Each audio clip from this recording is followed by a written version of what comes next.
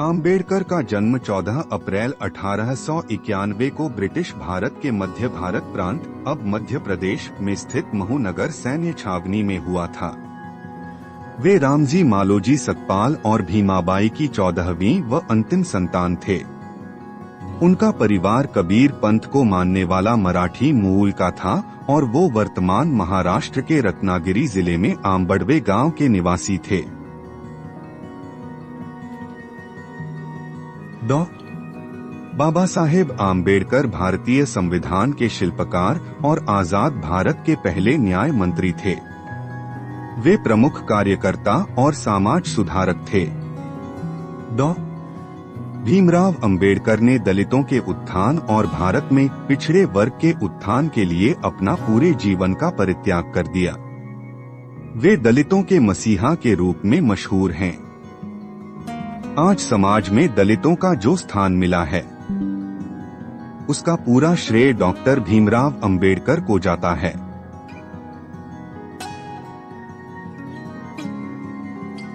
हम जो स्वतंत्रता मिली है, उसके लिए क्या कर रहे हैं? यह स्वतंत्रता हमें अपनी सामाजिक व्यवस्था को सुधारने के लिए मिली है। जो असमानता, भेदभाव और अन्य चीजों से भरी हुई है, जो हमारे मौलिक अधिकारों के साथ संघर्ष करती है। पुरुष नश्वर हैं, तो विचार हैं।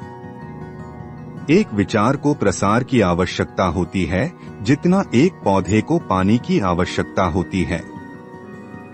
नहीं तो दोनों मुरझाएंगे और मरेंगे। राजनीतिक अत्याचार सामाजिक अत्याचार की तुलना में कुछ भी नहीं है। समाज को बदनाम करने वाले सुधारक सरकार को नकारने वाले राजनेता की तुलना में अधिक अच्छे व्यक्ति हैं।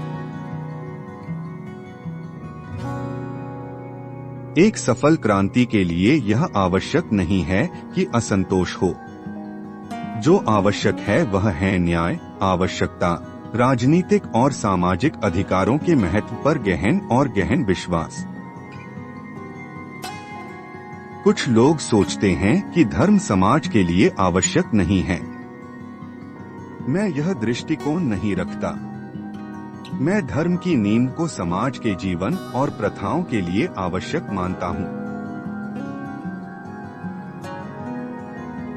पानी की बूंद जब सागर में मिलती है तो अपनी पहचान खो देती है। इसके विपरीत व्यक्ति समाज में रहता है पर अपनी पहचान नहीं खोता। इंसान का जीवन स्वतंत्र है। वो सिर्फ समाज के विकास के लिए पैदा नहीं हुआ बल्कि स्वयं के विकास के लिए भी पैदा हुआ है। संविधान केवल वकीलों का दस्तावेज नहीं है बल्कि यह जीवन का एक माध्यम है। संविधान केवल वकीलों का दस्तावेज नहीं है बल्कि यह जीवन का एक माध्यम है। एक इतिहासकार सटीक, ईमानदार और निष्पक्ष होना चाहिए। जो धर्म स्वतंत्रता, समानता और बंधुत्व सिखाता है वही सच्चा धर्म है। संवैधानिक स्वतंत्रता का कोई अर्थ नहीं है जब तक आप सामाजिक स्वतंत्रता प्राप्त नहीं कर लेते। कानून और व्यवस्था राजनीतिक शरीर की दवा है। जब राजनीतिक शरीर बीमार पड़े तो दवा जरूर दी जानी चाहिए।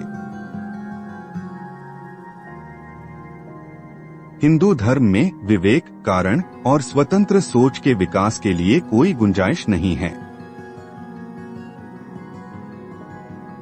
जो धर्म जन्म से एक को श्रेष्ठ और दूसरे को नीच बताए वह धर्म नहीं, गुलाम बनाए रखने का षड्यंत्र है। इतिहास गवाह है, जब नैतिकता और अर्थशास्त्र के बीच संघर्ष हुआ है वहाँ जीत हमेशा अर्थशास्त्र की होती है। निहित स्वार्थों को तब तक स्वेच्छा से नहीं छोड़ा गया है जब तक कि मजबूर करने के लिए पर्याप्त बल न लगाया गया हो।